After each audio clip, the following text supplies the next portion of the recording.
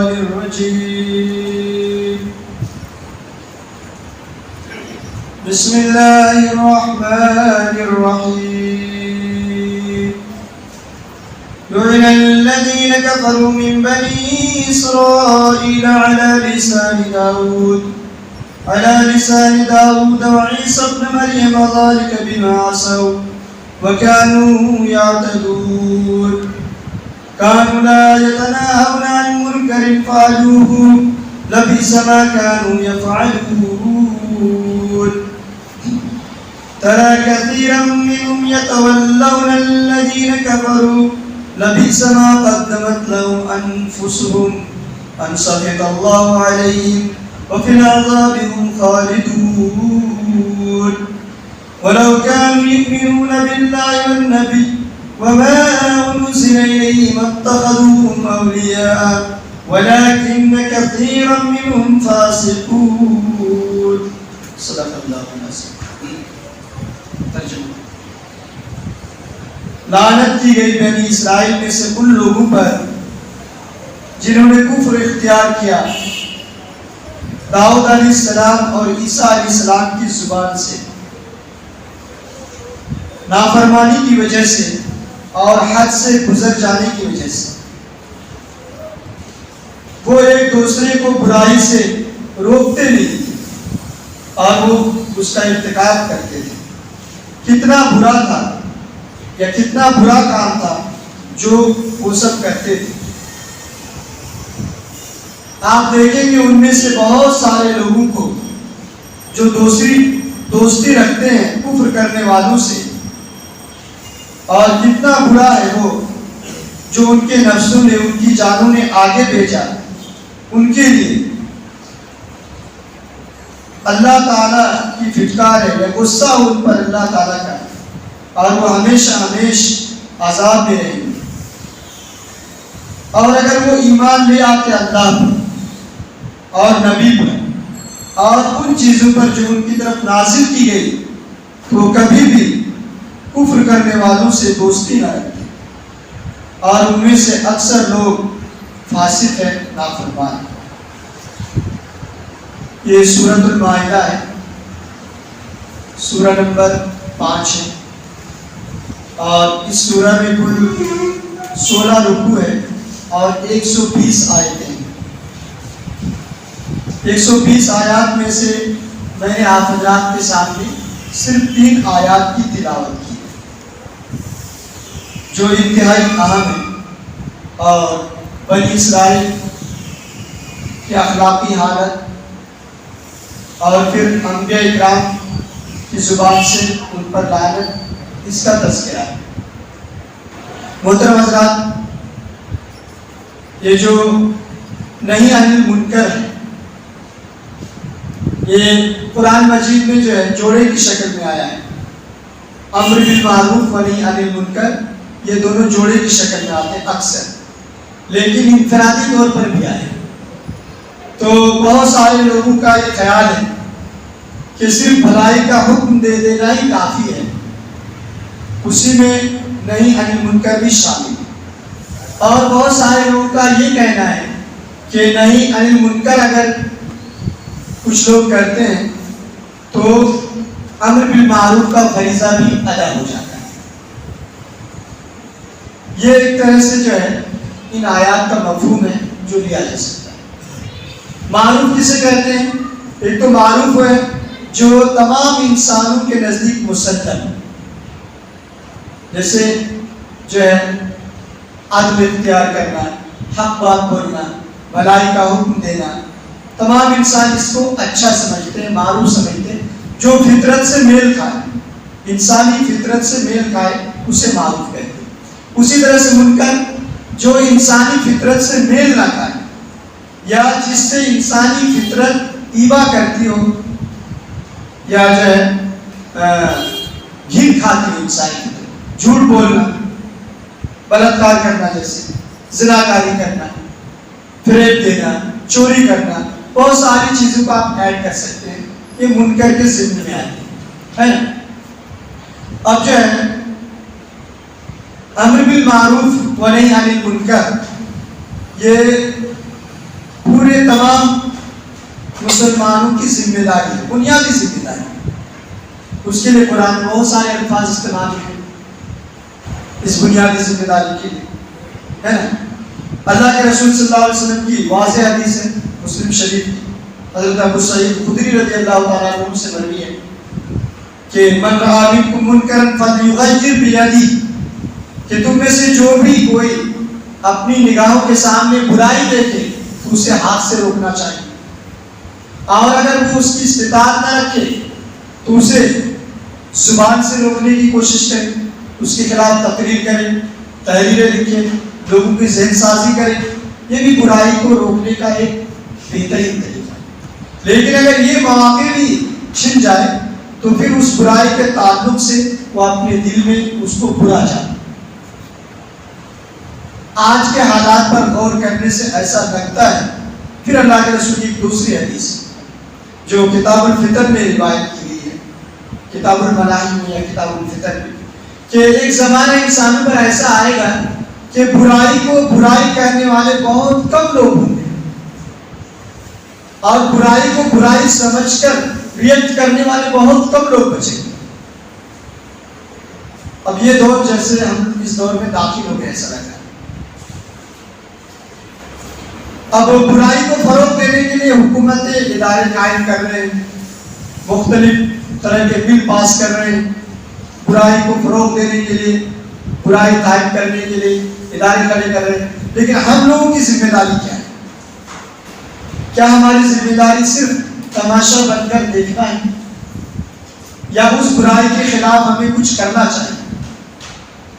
اور اگر ایسے حالات آ گئے کہ ہم برائی کے خلاف ریئیکٹ نہیں کر سکتے ہیں، برائی کو برائی نہیں کہہ سکتے ہیں، تو سمجھ لیجئے کہ اللہ تعالیٰ کی لعنت یا اللہ تعالیٰ کا غضب ہم پر ہونے والا ہے۔ اسی ماحول کو ان 3 آیات میں اللہ تعالیٰ نے بیان کیا ہے کہ وہ بنی اسرائیل جس کے بارے میں قرآن جو ہے کہتا ہے، یا بنی اسرائیل اذکروا نعمت التي انعمت علیکم وانی فضلتکم علی العالمین، کیا بنی اسرائیل کے لوگوں تم اللہ تعالیٰ کی نعمت کو یاد کرو اور میں نے تم کو پوری دنیا پر فضیلت بخشی۔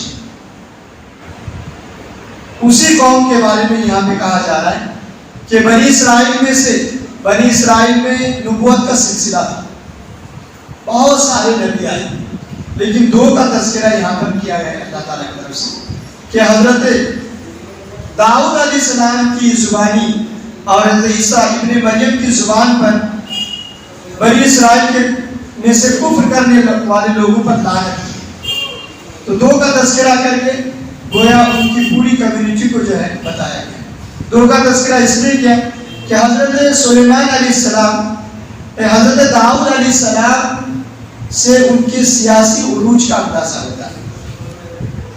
حضرت سلیمان علیہ السلام کی زندگی یا ان کا دور اگر آپ مطالعہ کریں گے قرآن سے تو وہ بنی اسرائیل کا سیاسی دور کا عروج تھا، بالکل جو ہے ان کا غلبہ تھا، اور بہت سارے انسانوں کے علاوہ دوسری مخلوقات بھی ان کے والد اور ان کی جو ہے حکومت بتائی جاتی ہے۔ پھر اسی طرح سے حضرت عیسیٰ کا اس لیے کہا گیا کہ حضرت عیسیٰ علیہ السلام بنی اسرائیل کے آخری نبی تھے۔ تو دونوں کا تذکرہ کر کے ان کی اخلاقی حالت اور ان کی معاشی حالت اور ان کی جو سماجی حالت تھی اس کی تصویر کو اللہ تعالیٰ نے کھینچا ہے کہ جس بنی اسرائیل میں اللہ تعالیٰ کی وحدانیت کی دعوت کے لیے اللہ تعالیٰ نے نبوت کے سلسلے کو کبھی توڑا ہی نہیں، مسلسل نبی بھیجتا رہا، لیکن اس قوم کی ایک جگہ جا کر کے اخلاقی حالت ایسی ہو گئی کہ اسی قوم کے لوگ کفر کرنے لگے، اللہ تعالیٰ کا انکار کرنے لگے اور اللہ تعالیٰ کی وحدانیت سے اپنے دامن کو بچانے لگے۔ تو اس کا تذکرہ اس لیے کیا گیا۔ اور ایسا کیوں ہوا، یعنی لعنت کیوں کی گئی یا کسی قوم پر لعنت کیوں کی جاتی ہے؟ ذالک بما عصوا، کیونکہ ان کے اندر نافرمانی صلاحیت کر گئی، اللہ کی نافرمانی، وقت کے نبی کی نافرمانی، اور جو اولیاء اللہ تھے وہ اگر اچھی بات کی طرف بلاتے تھے ان کی نافرمانی، اسی وجہ سے ان پر یہ لعنت پڑی۔ وَكَانُوا يَعْتَدُونَ، اور وہ حد سے گزر جانے والے لوگ تھے، اللہ کی پرواہ نہیں کرتے تھے، رسول کی پرواہ نہیں کرتے تھے، پھر جو اچھے لوگ تھے، امر بالمعروف و نہی عن المنکر کی طرف بلانے والے لوگ تھے، ان کی پرواہ نہیں کرتے تھے، تو اسی لیے کہا کہ ان پر جو پھٹکار پڑی۔ کانوا لا یتناہون عن منکر، اور مین بات یہ وہ ایک دوسرے کو منکر سے نہیں روکتے تھے۔ یہ اصل میں اللہ تعالیٰ کی لعنت کی اصل بات ہے۔ دیکھیے سماج میں جو ہے گندگی دور کرنے کی ذمہ داری سب کی ہے۔ میونسپلٹی والے کی تو ڈیوٹی ہے، ان کو آنا ہی ہے اور گاؤں کی جو ہے گندگی اٹھا کر لے کے جانا ہے، لیکن ہم جس گاؤں میں رہتے ہیں، جس محلے میں رہتے ہیں، ہم میں سے ہر ایک کی ذمہ داری ہے کہ گندگی کو ان کی جگہ پر ڈالیں، اپنے گھروں سے، اپنے دروازوں سے، اپنے سڑک سے گندگی کو دور رکھیں۔ لیکن اگر ہم جو ہے میونسپلٹی والوں کی ذمہ داری، اس بات کی ذمہ داری ان کو سونپ دیں گے اور گندگی پھیلانا شروع کر دیں گے، تو ان سے پہلے تو ہم بیمار ہو جائیں گے، گندگی پھیلانے والے پہلے بیمار ہو جائیں گے۔ اسی طرح سے منکر کی بات ہے، منکر سے روکنا ہر ایک مسلمان کی بنیادی ذمہ داری ہے۔ ایک چھوٹا سا منکر ہے، چھوٹی سی برائی، اگر ہم اپنی بنیادی ذمہ داری سمجھ کر اس سے لوگوں کو نہیں روکتے تو وہی برائی ایک تناور درخت بن جاتا ہے، پھر اس کا مقابلہ سماج کے لوگوں کے لیے کرنا کوئی آسان کام نہیں ہوتا، مشکل کام ہوتا ہے۔ اب دیکھیں بہت ساری برائیاں ایسی ہوتی ہیں ہمارے گھروں میں، ہمارے سماج میں، سوسائٹی میں، جس سے حکومت بھی ہم پر پابندی نہیں لگائے گی اگر ہم روکیں گے تو۔ اب جیسے برتھ ڈے کا عام جو چلن عام ہوتا جا رہا ہے، ڈی جے بجانا، برتھ ڈے منانا اور جو ہے اپنی بڑائی کا اظہار کرنا، ایک بہت بڑی برائی ہے۔ اب دیکھیں چوک میں جو ہے برتھ ڈے منایا جا رہا ہے، ادھر لوگوں کو اتنی پریشانی کے گھر میں رہا نہیں جا رہی، اتنی آواز آ رہی ہے، اور ہارٹ اٹیک کا اگر پیشنٹ ہو کوئی تو اس کی تو جو ہے جان کا خطرہ ہے۔ تو کیا یہ برائی نہیں ہے؟ اس کو ہم برائی نہیں سمجھتے کہ اسی چوک میں تو ہزاروں مسلمان رہتے ہیں، اسی چوک میں جو ہے سینکڑوں مسلمان رہتے ہیں، کیا ان مسلمانوں کو آگے بڑھ کر کے حکمت کے ساتھ، تدبر کے ساتھ، خیر خواہی کے ساتھ اور انتہائی نرمی کے ساتھ روکنے کی ضرورت نہیں ہے؟ آج تو ہم دیکھ رہے ہیں کہ سال میں ایک آدھ دو لوگ ایسا بھی جو ہے برتھ ڈے کا جلوس نکال رہے ہیں یا برتھ ڈے منا رہے ہیں۔ کیا ایسا نہیں ہو سکتا کہ 2 سال کے بعد، 3 سال کے بعد پورا گاؤں اس برائی کو اختیار کرے؟ اور ہمیں تو ایسا لگتا ہے کہ اس برائی کو اختیار کرنے والے تیزی کے ساتھ بڑھ رہے ہیں۔ تو ہمیں اور آپ کو اللہ کے رسول کی حدیث یاد رکھنی چاہیے کہ ہمیں اگر ہاتھ سے روکنے کی طاقت نہیں ہے تو زبان کا استعمال کریں۔ مجھے تو نہیں لگتا ہے کہ زبان کے استعمال میں کوئی پابندی ہے، اور نہ ہی حکومت کی طرف سے آپ کو کوئی دباؤ ہو سکتا ہے۔ لیکن جو ہے اب وہ اللہ کے رسول کی وہ حدیث، ایسا دور آئے گا کہ لوگ برائی کو برائی نہیں کہیں گے، تو کہیں ہم اس دور میں داخل تو نہیں ہوں گے کہ ہم اپنی نگاہوں کے سامنے برائی ہوتے ہوئے دیکھ رہے ہیں لیکن کہنے کی ہمت نہیں ہے، کہنے کی طاقت نہیں ہے، یا ہم جو ہے مصلحت نہیں کہہ پا رہے ہیں۔ لیکن اللہ کے رسول کی دوسری تیسری اور ایک حدیث ہے کہ ایسے وقت میں جب برائی کو برائی کہنا انتہائی مشکل کام ہے، برائی کو برائی کہنا آسان کام نہ ہو، مشکل ہو، تو ایسے وقت میں جو لوگ حوصلہ مندی کا ثبوت دیں گے، ہمت کا ثبوت دیں گے، بہادری کا ثبوت دیں گے اور برائی کو برائی کہیں گے ایمانداری کا ثبوت دیتے ہوئے، تو ایسے لوگوں کے لیے اللہ تعالیٰ کی طرف سے خوش ہے۔ تو ہمیں اس حوصلے کی ضرورت ہے۔ اور بنی اسرائیل کی اخلاقی حالت کو اللہ تعالیٰ نے ان آیات میں بیان کرتے وہی کہا ہے کہ کانوا لا یتناہون عن منکر، وہ ایک دوسرے کو برائی سے نہیں روکتے تھے۔ حدیث میں آتا ہے کہ جب بنی اسرائیل میں کوئی ایک برائی آئی اور اس کا کسی نے ارتکاب کیا تو ان کے جو اچھے لوگ تھے انہوں نے کہا کہ دیکھو یہ برائی ہے، اس کا ارتکاب مت کرو۔ پھر دوسرے دن انہیں برائی کرنے والوں کے ساتھ وہ اللہ کے نیک بندے بھی شامل ہو جاتے۔ اس طرح سے ایک ایک کرتے کرتے وہ برائی عام ہو جاتی تھی اور پھر اس کا خاتمہ انتہائی مشکل کام ہوتا تھا۔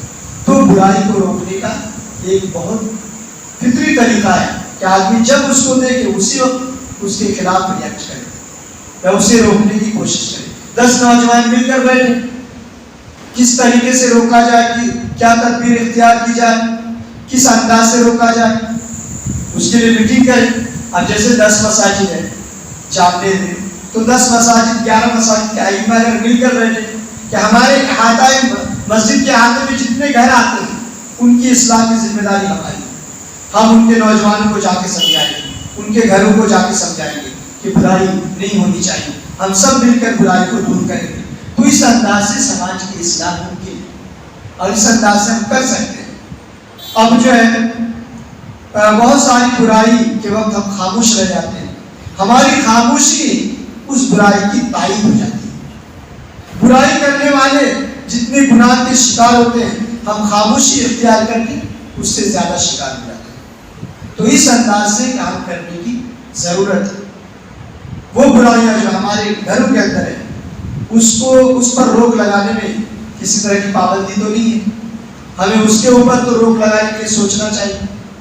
اس کے اوپر جو اپنے اولاد کو, کہ اپنے بچوں کو, اپنے جو ہے محلے کے لوگوں کو ہم سب روک سکتے ہیں اور روکنا چاہیے. اگر نہیں روک رہے ہیں اس کا مطلب ہمارے دل میں ایمان بہت کم ہے. اور وہ جو اللہ کے رسول نے تصویر کھینچی ہے کہ رائے کے دانے کے برابر ایمان ہے, اس کا مطلب کیا ہے؟ اس کا مطلب یہ ہے کہ تم اپنے ایمان کی حفاظت کرو. ایمان کتنا کم ہے, رائے کا دانہ کیا اہمیت رکھتا ہے, اس کی کیا حیثیت, کچھ بھی نہیں. اسی طرح سے ہمارے ایمان کی حیثیت ہے اگر ہم برائی کو بھی برائی نہ سمجھیں. اور آج بہت سارے لوگ ان برائیوں کو برائی نہیں سمجھتے. سیاسی حلقے میں ناچنا, برتھ ڈے میں ناچنا, بہت ساری پارٹیز میں ناچنا گانا.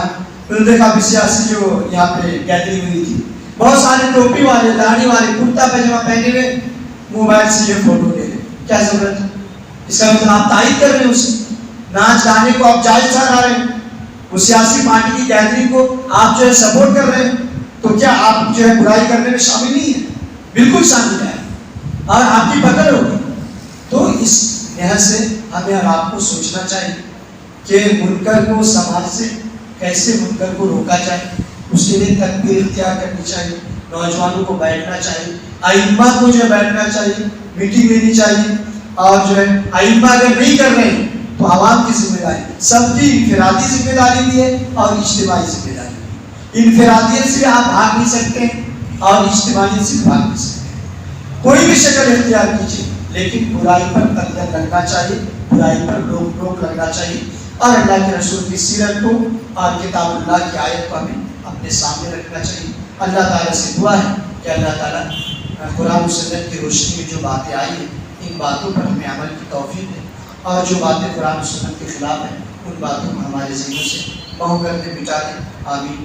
وآخر دعوانا الحمد للہ رب العالمین.